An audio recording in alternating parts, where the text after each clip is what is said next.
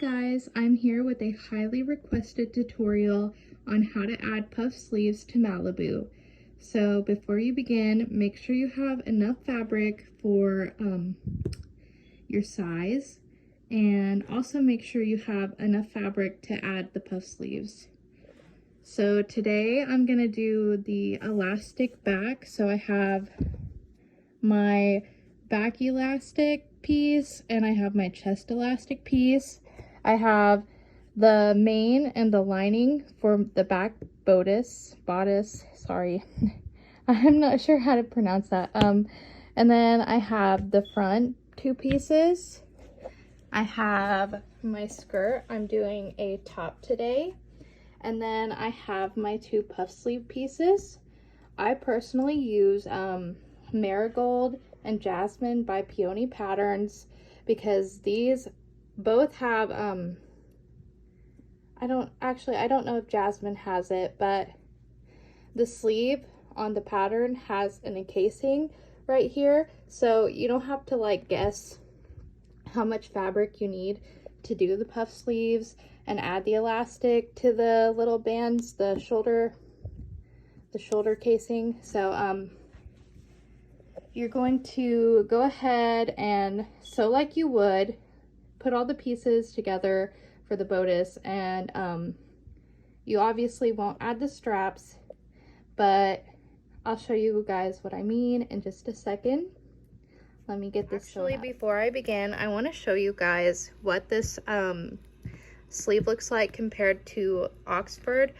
Really, you could even use Oxford if you wanted to use that for your puff sleeve, as long as you make sure you take into accountability that you have this casing up at the top you need to go around the shoulders. So use your creativity and really just use any puff sleeve pattern you have. It doesn't really matter. For my long sleeves, I don't know if I said this on my other one, but I use Jasmine by Peony patterns, and I just play around with it and really just try to make it my own. But I'm gonna press this and I'm gonna sew the bodice without the sleeves, and then I'm gonna show you guys how to make the sleeves.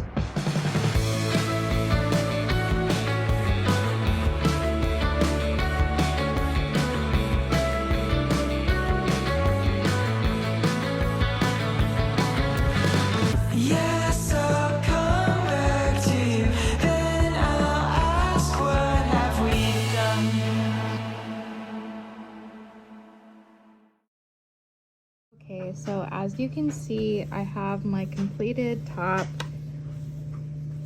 I'm gonna top stitch around the edge because I like it top stitched. And also I just wanted to say that I like my sweetheart neck cut line. Okay, so I have my finished bodice piece and I have my sleeves. I already made a spot for the elastic encasing. I like to save the elastic for the very last though, so I'm gonna finish this part where you're gonna do your casing with my serger, because the sleeve part is already finished. And also I have my little spots marked where the little straps would be, and that's about where the sleeves will meet on the front. And whenever you're sewing, you're gonna sew all the way along this edge and kind of curve up the sleeve in the back. You're gonna sew with a 1/2 inch sleeve allowance, or seam allowance. I'm sorry, I'm tired, can't talk right now, but I'm gonna finish the sleeve and then I'm gonna sew it on and I'm gonna show you what it's gonna look like. Okay, so I wanted to show you guys how all the way through here I have that 1/2 inch seam allowance, and then when I get let me measure just to make sure I'm giving you guys exact measurements. When I'm about, I guess that's about an inch. When I'm about an inch away from this edge on the back, I start to move the sleeve, the actual sleeve, so that way it stays at a 1/2 inch seam allowance whenever you turn that casing in like that. So that way you're not catching very much onto however you finish your back. So you have that 1/2 inch seam allowance all the way to the front.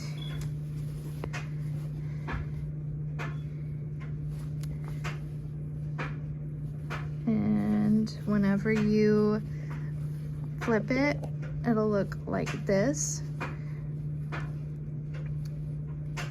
Optionally, before you sew the sleeve on, you can do a 1/2 inch basting stitch all the way along here, and that will just make it easier for you to turn the casing right and sew along this edge right here.